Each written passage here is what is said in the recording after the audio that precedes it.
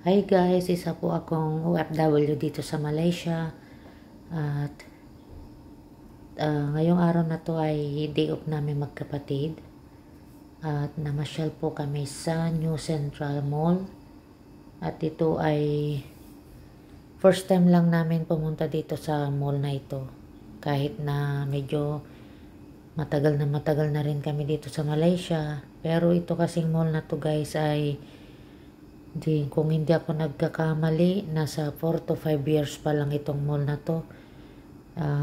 Kaya ngayon lang kami nakapasyal talaga dito. And guys, ang daming tao. Naglalakad-lakad kami dyan dahil naghahanap kami ng makakainan. Pupunta kami sa food court. Kaya dyan, first time lang kasi namin kaya hindi namin alam kung saan ang food court. Kaya dyan, naglakad-lakad lang kami dyan. May mga branded din yung mga shop dito. Pero may mga hindi branded na mga mura din. Okay lang naman itong mall na to. At hindi ka maboboring dahil marami talagang mga mall ay mga shops. May malaking DIY dito rin kaso hindi na ako naka-video doon. May Guardian din at papakita ko mamaya guys yung nabili ko na mga gamit ko sa Guardian. Nagpagawa kasi ako guys ng eyeglass dito at sabi nila kasi 1 hour bago namin makuha, kaya napag-isipan namin magkapatid na maglakad-lakad at hahanap ng makakainan. At ito guys, nakahanap din kami ng aming kakainan at yan ang aking kakainin, beef rendang na nasilamak. May ka-relax naman sa kapatid ko. At nag-order din kami ng lumpiang gulay at mayroon din kaming teh tarik. Yan ang aming lunch guys. Pagkatapos namin kumain guys ay lumabas na kami at naghihintay ng aming Grab. At dyan napabidyo-video na rin ako sa labas ng mall habang kami naghihintay sa aming Grab. At dito naman pala ay marami pa palang kakainan dito sa labas mismo ng mall. Ayan, may Thailand restaurant at may mga Malay restaurant din dyan. Yan yung labas ng mall guys. Marami ding mga small shops sa labas.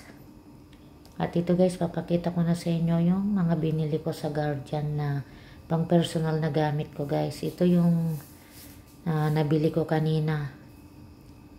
Bumili ako ng t-shirt na pangbahay. Mamaya na guys yan kasi hindi ko mabuksan kasi isang kamay lang yung ginagamit ko. Kasi yung isa nakahawak sa camera. At ito na guys yung aking mga nabili kanina. Yan, bumili ako ng extra na toothbrush, tali ng buhok, Colgate, twin pack na Colgate yan guys. At binili namin yan sa Guardian.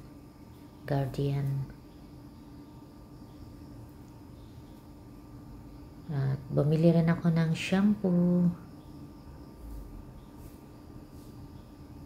at saka lotion. Paubos na kasi lahat ang aking gamit kaya napabili na rin ako. Kasi 2 months akong hindi naka-day off. Ayan, bumili rin ako ng Antabax na shower gel. Umuwi kasi ako guys sa Pinas. Kaya ngayon lang ako at yan, bumili rin ako ng pangkulay ng buhok ko kasi puro puting buhok na. Kahit mahal kasi may allergic ako sa scalp guys, kaya yan ang ginagamit kong pangkulay sa aking buhok.